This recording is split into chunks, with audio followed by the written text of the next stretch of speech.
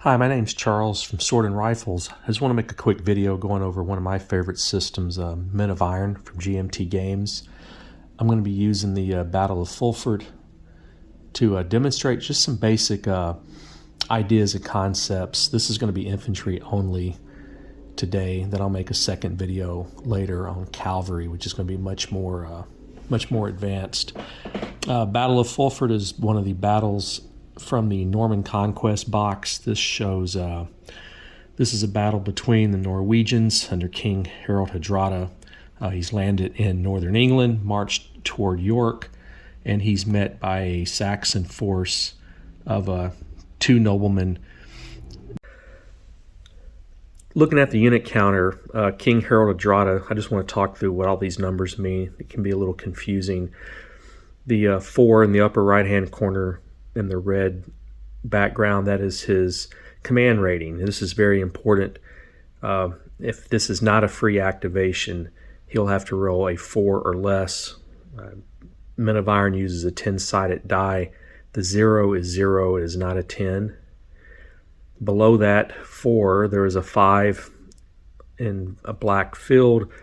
That is his command value. So anything within 5 hexes of this leader will be in command. We'll talk more about command later. The bottom 5 is his movement value. If you look up near the 4, there's a -1. This is a rating that the king can give to a subordinate. If the subordinate is within his command range, this negative rating can help the subordinate activate. The +1 in the lower left-hand corner, this is his charisma rating. On the attack only, Harold gives a +1 dice roll modifier to the unit that he is with. This is Harold's wing or battle. You can put, I've had them stacked here with an axe unit on the second line. You can put the unit anywhere, the king, anywhere you like in his battle. You notice here he has pikemen. There is an archer unit 2 hexes in front of him. You notice that all the units have the same color stripe, the command stripe. Looking at a typical pikeman unit, movement of 4, and the +1 is his defense modifier in melee, or what Men of Iron likes to call shock. So actually a negative number is better, so pike are about average when it comes to melee. For example, the archer unit, a couple of hexes above the pike unit, you notice that his melee modifier, shock modifier, is a +3. Show you how that is used. The A stands for archer, and 5 is his movement value. Okay, we'll go ahead and play. I'm just going to play through a couple of activations of the Battle of Fulford. I am not playing a whole game. I'm also not using the seizure counters. I just want to move some of the battles around and kind of point out some of the rules, some of the decision making that goes into the game. The Norwegians down here at the bottom of the screen, they have the first activation. So both armies can choose to deploy shield wall, and one of the rules for shield wall, it allows you to set it up before the game starts. So the Saxons, I'm going to go ahead and use shield wall on them. I don't have, I'm going to keep some of the pike units, just I'm not going to put the counters on them so that you can look at them. Notice there's 2 infantry or 2 archer units here and here. They cannot use shield wall. Only units that can use shield wall are pike and dismounted men-at-arms. So a couple of rules on this. The benefit is it gives you a +1 or -1 dice roll modifier if you're attacked from the front hexes. So that's going to be really good. If you are attacked in the front and you are if you're attacked and you're disordered, you do not lose shield wall. However, if you have to retreat, then you do lose shield wall. You cannot move while you're in shield wall. However, you can make a one vertex adjustment. So that's pretty much it for that. If you notice the units are set up. You have a vertex. They have to be facing one of those vertexes at all times. There is facing is important, but there's no zones of control, and you can move while moving. You can rotate the unit as much as you like. So there's no like facing costs or anything like that. Now later, we are going to have some situations where you cannot change facing. Once you get close to the enemy here and we start fighting. So another decision you have to make, since the Norwegians have the first activation, you got to decide which battle you want to activate. Harold Hardrada's activation number is 4. Tostig's activation is 3. So since this is a free activation, I can use either one of them. I'm going to go ahead and use Tostig since it's a little bit easier to activate Harold Hardrada. And I'll go ahead and move these pieces, and I'll be back.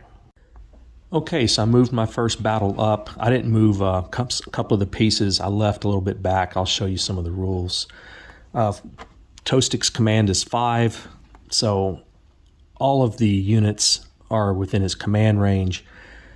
However, not every unit has to be within 5 hexes. You can, if you have a continuous line of units from the same battle, if you're adjacent to one of those units, so you can, you're also in command.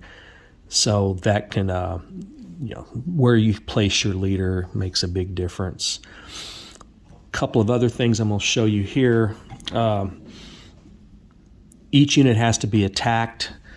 So this can lead, you have to attack both units in your frontal hexes, which is usually not good for an attacker. However, you don't have to do that if you have the unit also in your frontal hex being attacked by another unit. We'll also do some fire. I have this archer. I've moved up here. Once a missile unit moves, once it fires, it stops. So it can fire at the beginning, it can fire at the end, it can fire in the middle, but once it fires, it's done moving in this game for infantry. Firing at missile units is problematic. Missile units can do reaction fire against other missile units. In this case, the missile fire will be simultaneous. So I'll go ahead and do that. Looking at the chart,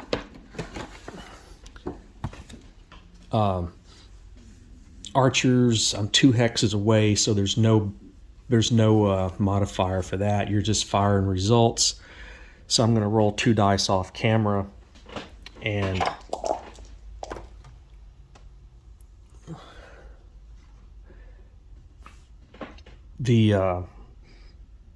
well, that was pretty, both sides rolled a 3, so you need to get a 5 normal to get a disorder. So the archers shooting at each other was not effective. I'm going to move this guy into here. When you move a unit into the front hex of an archer unit, it can reaction fire as well. This time there's a +1 because this pike unit is 1 hex away. So just rolling again, that's an 8. So this unit would now be disordered, and you would flip them over. This missile unit can, if another unit was to move in, it could also fire. So it can, there's no limit on that. However, archers only fire through the front and the flank hexes. They cannot fire if you're able to attack them in the rear. All right, so let me